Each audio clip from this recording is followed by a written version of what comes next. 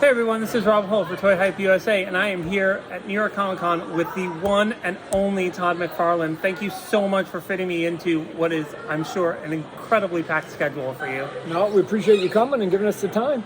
Oh, I wouldn't miss interviewing you for the world, Todd. All right, so we're going to talk about my favorite line, which is the 66 Batman line. Okay.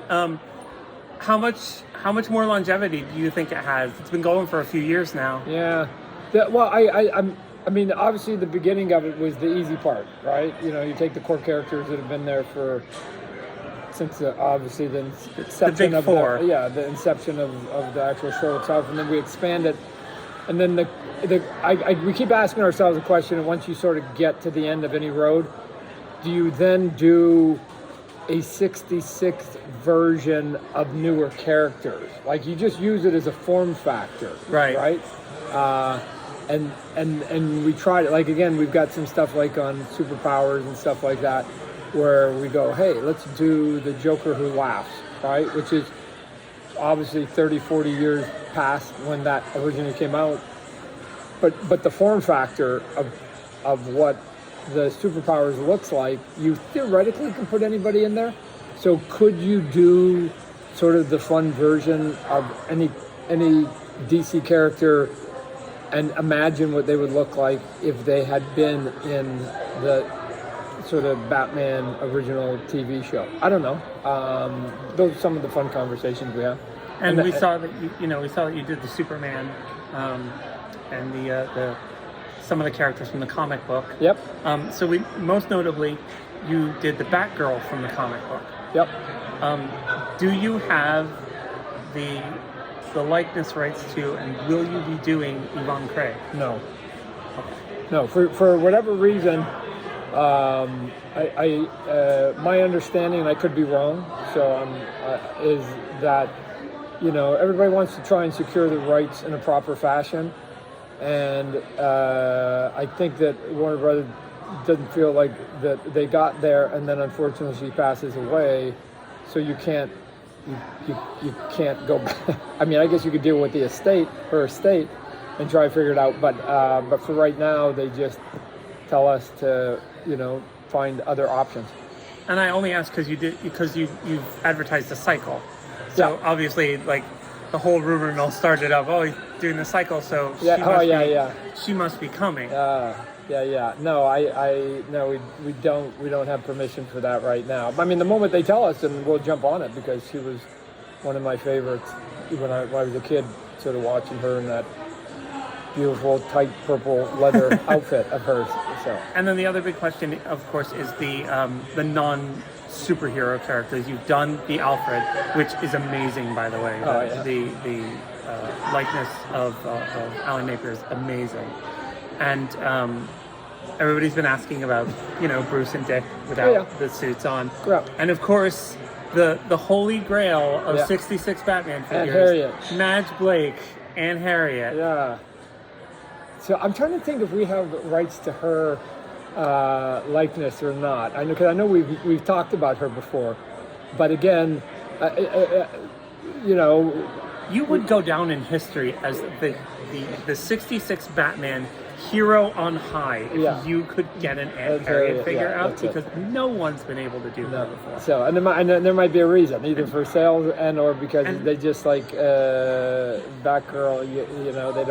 They don't feel comfortable. I don't know. Gordon and O'Hara too, I always thought were interesting omissions from a figure line. Like I always thought, since you've done all the dioramas, like you've done the Batcave, and you've done the Wayne Manor Library, I always thought Commissioner Gordon's office. They were in there a lot during the show. With the bat phone, sure, would be a cool thing to see.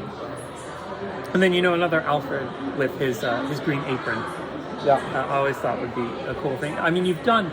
I remember we even asked, like, could we do like Green Hornet and Kato, right? But that got complicated. That's a little complicated. So I was like, oh man, because that was one of my favorites when I was a kid. You've done so much incredible fan service to this line, and I think it's great that the show still airs, like on I think it's Antenna TV. Yep. And so it's still fresh in the mind. Like I still love watching it. And, I obviously didn't grow up with it, but I fell into it when they started airing it on the Family Channel and on Nickelodeon. So I discovered it that way. And it's been such a joy to see someone finally get a hold of the license and do it properly and do the stuff that fans have wanted for the longest time, like the library and the Batcave diorama. Like they've been incredible. The Batboat, I never thought in a million years I would see the Batboat from the series come out, and you did it, and it's magnificent. So one vehicle left, the Batcopter. Yeah. The only vehicle left from the show. Yeah, my guess is we'll get around to it. I'm trying to think, we had a conversation about it not long ago, and I'm trying to see what the reason was we didn't pull the plug at that point and go follow it.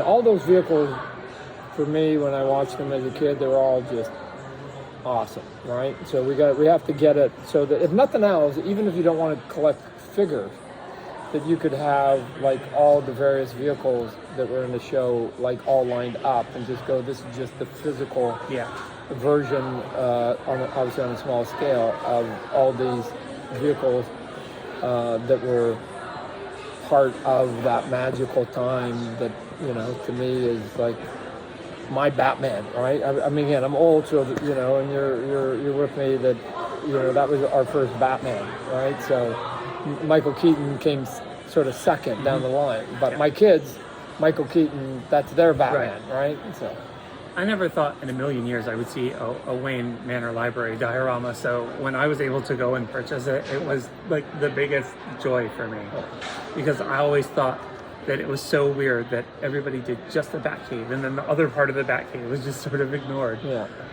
So I thought it was so cool that it had the bust and the phone and everything. It was fantastic.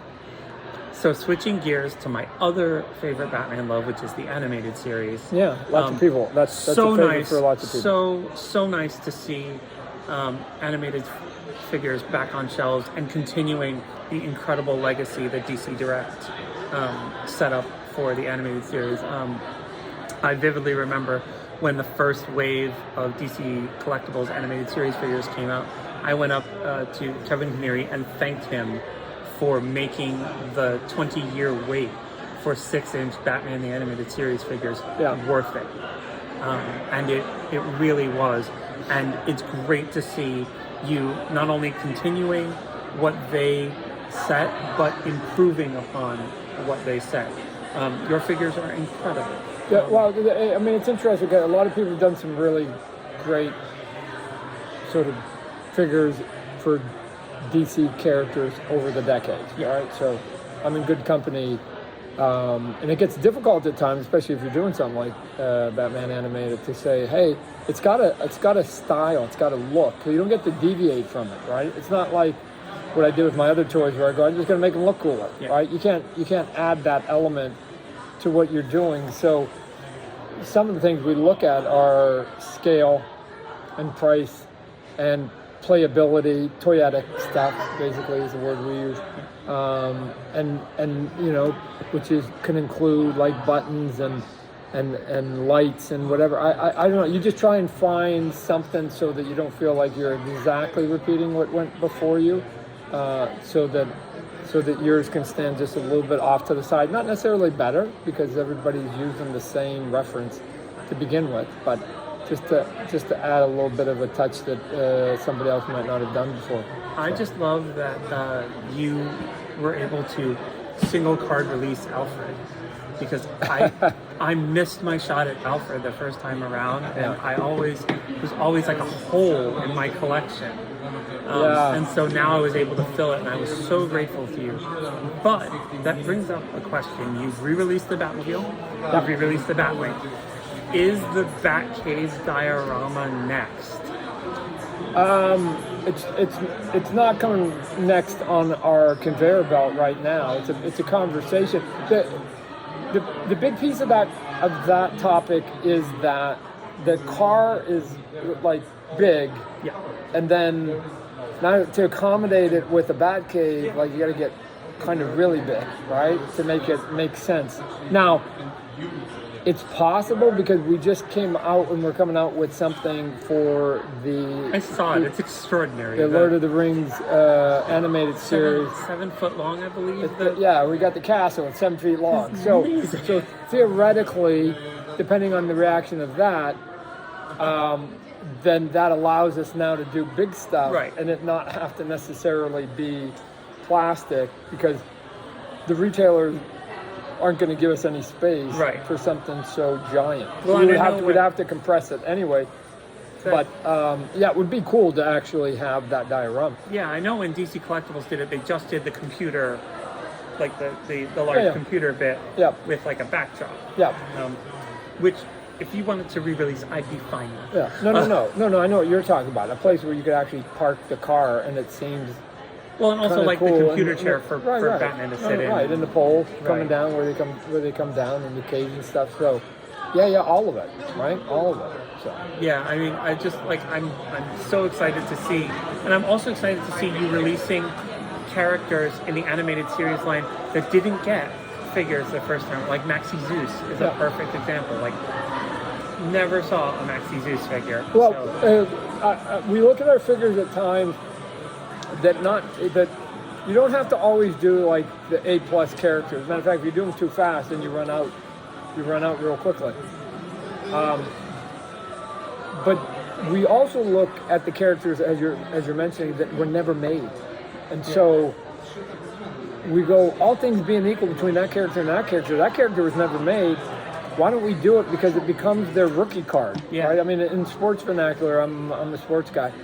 You just go, man, you collect the rookie cards. Well, a lot of characters in the DC multiverse and in some of their other side brands have never had their rookie card, which is basically their very first figure ever, right? And so I think it's one of the pieces that has surprised the stores and the retailers, because they scratched their head going, why is this character I've never heard of sell? And it's like, because there's enough of us geeks out there that do know who the character is and know that may be the first and only time we get to get it, so we better come and grab it. I think I audibly gasped when I saw Maxi Zeus in the lineup. I said, what?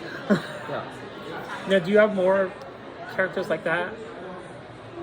And then, jumping back to 66 really quickly, you did the Otto Preminger, Mr. Freeze. Do you have plans for doing the other two?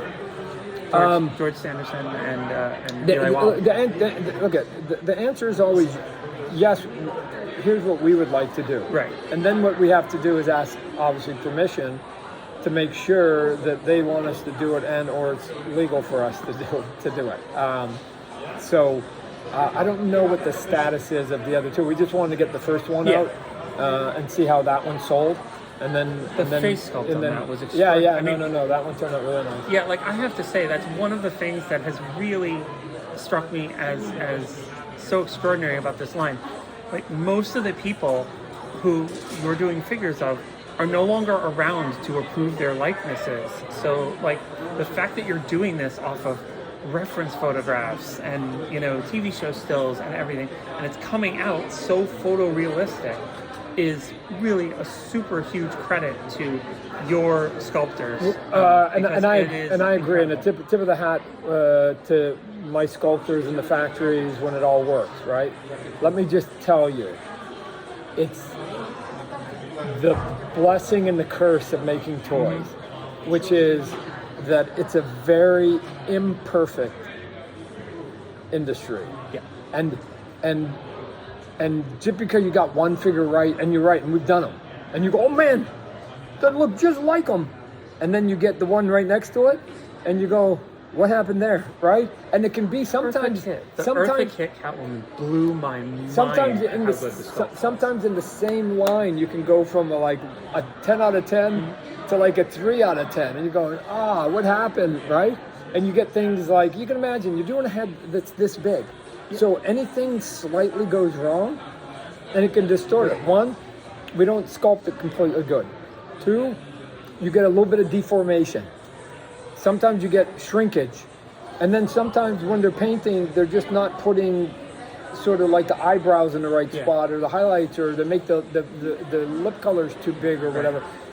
And all of a sudden, what would normally be, you think, oh, okay, well, it's just a hair, you're off a hair, but because the head is only that big, that's the equivalent of my eyebrow, missing my eyebrow by an inch, right?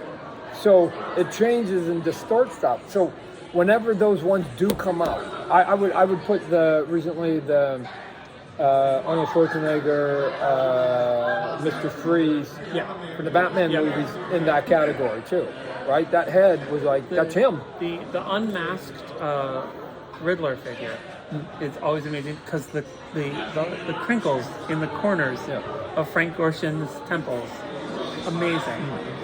Like little details like that are just like I've never talked to someone about a product that you made that I had without absolutely effusively praising you and the people that work for you. Yeah. Because with the 66 line, most people are just happy to have 6-inch 66 figures. Yeah. But like the fact that that's not enough for you to just make a 60, like it has to be a 66 figure that stands the test of time like the series did. Well, part of it is that we know who our audience is. And on the 66 line, we know it's going to be people that are not 7, 8, 9, and 10 years old. So they're going to be adults for the most part. Okay, well, adults are way more discriminating in what they collect for their art than 6-year-olds, right? And moms to that extent. Like the checklist for moms and for 6-year-olds is the logo right? Is the color scheme right? Right. And is the name right? And it's kind of like, it's sort of almost like a checklist. Right. Does it look like Batman? It doesn't even have to look like Batman. Right. Does it have a bat on the symbol on his chest? And does it have pointy ears? And does it have like a cape? Okay, if it does, then that equals Batman to them. But to you and I, we know that have sort of more of a discerning eye. If you're doing something, especially if it's based on something that pre-existed, then we know when you got it wrong, right? As collectors, right? I mean, I know with my own toys, it's the frustration that I go, God, somehow something went wrong from the time we sculpted it to production, right? It's just like we lost it. We lost the magic. And when you get the magic, I guess it's the same as hitting a home run in baseball, that you just go, I'm sure every baseball player wishes they could hit a home run every time. but they can't, and they know the possibility is there. So this is the thing that I would argue drives me, because I go, God darn it, we did it here, and we did it here, and we did it here. Come on, we can do this. And you just keep striving for the elusive perfection. So I have one final question for you. This year is the 85th anniversary of Batman, and I've asked several other Batman writers and artists this question. Why do you think Batman has stood the test of time for 85 years? I might give you a different answer, but I just think he's fucking cool. No. I don't even say that as a joke. I've been on these panels where people try to get esoteric about it, and they said, because I've been on ones where they go, well, why is Spider-Man so popular? And they go, well, because Spider-Man was a teenager and he's just like us and he was flawed and he wouldn't get his homework in. And I'm like, okay, I've been on those panels. Okay, if that's your answer, then what about Batman? That's a rich dude in a mansion we have nothing in common with. So why him? I'll give you my perspective. You guys can go back to your dissertations and overthinking it. Spider-Man work is, it's a dude that can fucking crawl up a wall and spin webs and swing on them. Right. And Batman is just a cool guy. He's got a badass looking uniform, and he waits till 2 a.m. and he goes and scares the shit out of the bad guys. Now, who amongst us, and he's got a bunch of cool toys. And he's got a cool cave. Who wouldn't want that? All the other stuff you guys want to add to it, move it on, because I'm telling you, the 8-year-old Todd that fell in love with Batman was thinking of none of that. He just was cool. And Batman to this day remains cool. And if you want to add more than that, be my guest. But I'm telling you, most people are getting, I think, in on that one piece simple. If I was a superhero, I want to be that guy. Right? That's exactly the answer I expected from you. I expected you to break it down to brass tacks. I'm kind of simple, so I have to give simple answers. So, Well, if you'd like to experience Todd McFarlane's vision of Batman, you can buy any of the McFarlane Toys Batman figures that are on shelves now, or you can go to McFarlaneToyShop.com and buy them there. You can buy them in stores, you can buy them online, you can buy them everywhere. Just go buy them. Because then he'll make more of them, which makes me very happy. It's true. People always say, how many more of these you're going to make? The answer is always the same. It depends on how the last one sold. Not because I need the money, not because I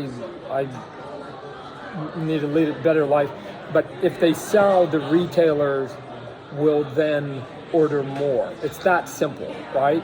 So if I make stuff and it doesn't sell, then when I go back to the retailers and I say, hey, I got a wave 2, they don't care. They just look at data, right? That industry to some extent, I've told my salespeople before, if you talk about art more than 5 minutes, you're wasting your time. What they care about is units in, units out, for the most part, right? Because they're public companies and they need to maximize profit. So what they want are products that sell. And if it sells, they will keep bringing it back over and over and over and over. And if it doesn't, then they try to find something that will sell over and over and over. It's just the harsh reality of being in the retail business. Yeah, when it comes to Batman toys, DC toys, Spawn toys, movie toys, Warhammer toys, anime toys, sports toys, just about any pie he can have his hands in, this is the man. We've done it. We've probably touched every single. No doubt about it. This is the undisputed man. That's way kind, but here's what I would say. I would say that we're on our 30th anniversary. That 30 years ago, we began a trek down a different path than what the standard way of making toys was, and we proved that we had enough success so that others could follow that path instead of going down the same path, which was big, the big companies doing it. And now we're here at New York Comic Con, and now if you go to New York Comic Con, you go into that hall, there are literally dozens of companies that make fantastic toys. And maybe my existence and coming into it and showing them that it's possible, but just because I showed it it's possible doesn't mean that I have all the answers and I do all the best toys. There are lots and lots of good toys. The goal was in 1994 when we started the company, is if I could do a toy that was slightly different and it works, others will use the blueprint, and it means that we geeks, myself included, will then have better product to be able to take home. And guess what? There's now hundreds and hundreds and hundreds of figures that I don't make and my company does not make that I'm kind of jealous of. I got to tell you, when I first broke into the industry, that wasn't true. No. So good on us as geeks that we got more options now, right? Our plastic buffet has gotten way bigger. So. All right. Well, thank you again, Todd. I really appreciate it. Sure. Again, keep this man making figures. Go buy them. Yeah. Just find a toy that says McFarlane Toys on the shelf and buy it. All right. You guys be good. For Toy Hype USA, he's Todd McFarlane, and I'm Rob Hull. And we'll see you later.